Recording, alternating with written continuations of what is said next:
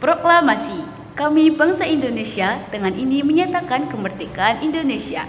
Hal-hal yang mengenai pemindahan kekuasaan dan lain-lain diselenggarakan dengan cara seksama dan dalam tempo yang sesingkat-singkatnya. Jakarta, hari 17 bulan 8 tahun 05 atas nama bangsa Indonesia, Soekarno-Hatta. Nah teman-teman, teks proklamasi tadi adalah naskah proklamasi yang dibacakan oleh Insinyur Soekarno pada tanggal 17 Agustus tahun 1945. Nah, teks proklamasi tadi adalah inti dari materi yang akan saya paparkan pada kesempatan ini. Perkenalkan, nama saya Trislan Fitriani dari Presensi 11, kelas 11 F6.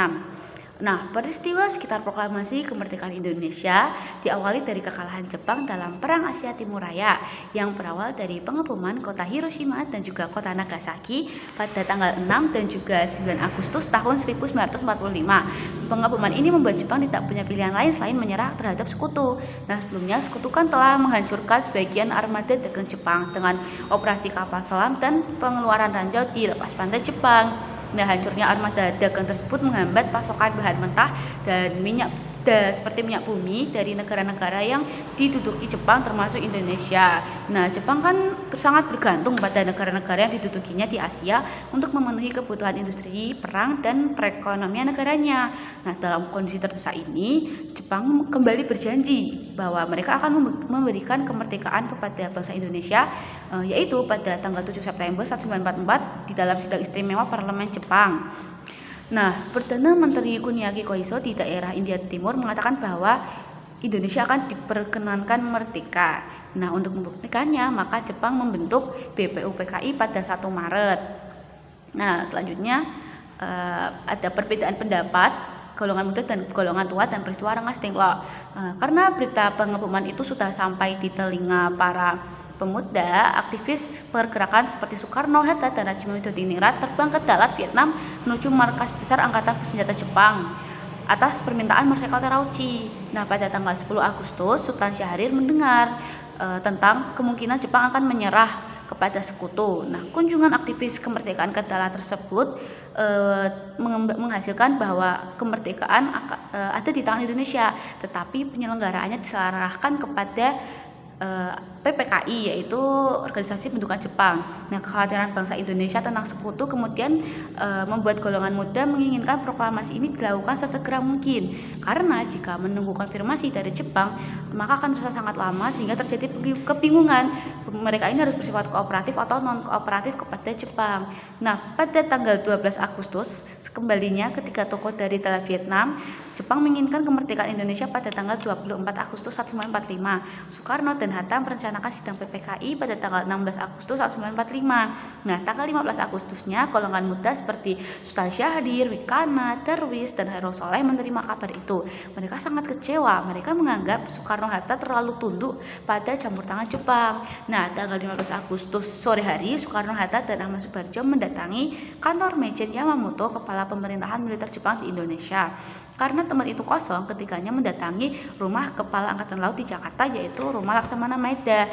Dan Laksamana Maeda ternyata memberikan lampu hijau terhadap perjuangan bangsa Indonesia untuk merdeka. Pada tanggal 15 Agustus sore hari, mereka mengumumkan pertemuan PPKI yang dijadwalkan pada tanggal 16 Agustus pukul 10 di kantor Sanyo Kaigi atau Dewan Penasihat Jepang di Jalan Pajamba nomor 2 Jakarta. Nah, pada tanggal 15 Agustus sore, Sultan Syahrir menemui para pemuda untuk merencanakan desakan kepada Soekarno dan juga Hatta sekali lagi. Nah, tanggal 15-nya pada malam hari pukul 8, golongan pemuda rapat dipimpin oleh Hairul Soleh di ruang laboratorium mikrobiologi di Jalan Pegangsaan Timur yang menghasilkan poin penting seperti yang pertama, mereka harus mendesak Soekarno-Hatta agar melepas ikatan antara Indonesia dan juga Jepang. Yang kedua, Soekarno-Hatta harus segera memproklamirkan kemerdekaan pada malam itu juga atau paling lambat pada tanggal 16 Agustus 1945. Kemudian Darwis dan juga Wikana menyampaikan itu kepada Soekarno-Hatta, tetapi keduanya tetap menolak. Nah, pada tanggal 15 Agustus pada malam hari, pemuda rapat kembali di Jalan Cikini nomor 71. Mereka memutuskan untuk membawa Soekarno dan juga Hatta keluar dari daerah tersebut dan membawanya ke Rengas Dengklok di Karawang, Jawa Barat. Nah, pada 16 Agustus pukul 4 pagi, Soekarni, Wikana, dan Soleh menculik Soekarno dan juga Hatta. Nah, tanggal 16 Agustus di Rengas Dengklok itu, pemuda kembali mendesak Soekarno dan Hatta, tapi mereka berdua ini tetap bergeming. Di sisi lain, di Jakarta terjadi kesepakatan antara Wikana dan juga Ahmad Subarjo untuk memproklamasikan kemerdekaan itu paling lambat pada tanggal 17 Agustus 1945. Nah, penyusunan naskah proklamasi sendiri dilakukan di rumah Laksamana Maida pada 16 Agustus.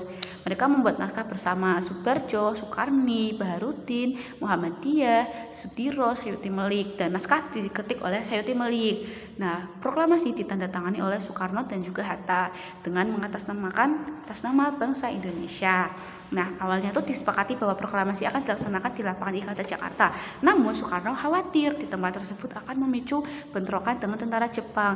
Akhirnya disepakatilah bahwa upacara proklamasi akan dilaksanakan di halaman rumah Soekarno, yaitu di Jalan Pegangsaan Timur nomor 56 Jakarta pukul 10. Nah, proklamasi kemerdekaan Indonesia yaitu pada 17 Agustus 1945.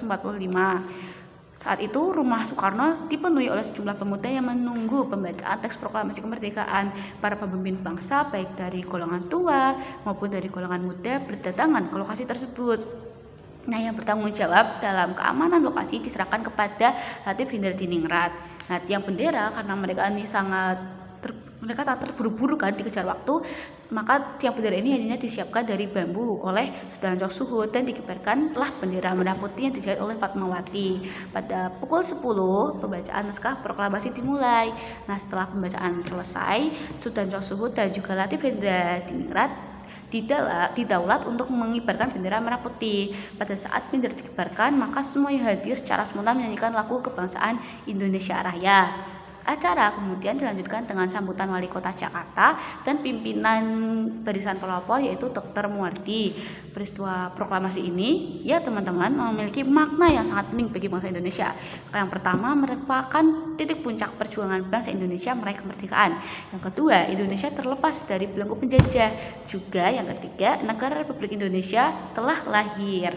Nah, berita penyebaran proklamasi pada 17 Agustus tersebut disiarkan melalui radio oleh Kepala Huso Kanri Kyoku, Waidan Pipanalawen, dan operator radionya adalah F. Bus.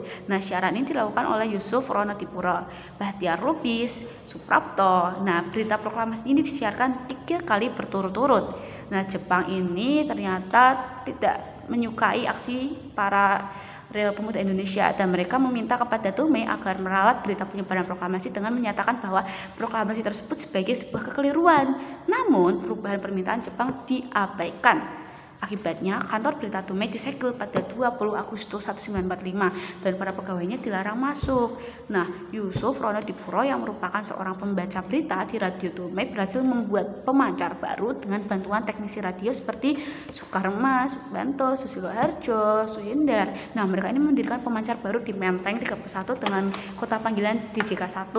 Dari sinilah sebenarnya berita proklamasi kemerdekaan disiarkan. Nah, selain lewat radio, mereka juga menyebarluaskan melalui pamflet, poster, serta coretan di gerbong kereta api dan dinding-dinding kota.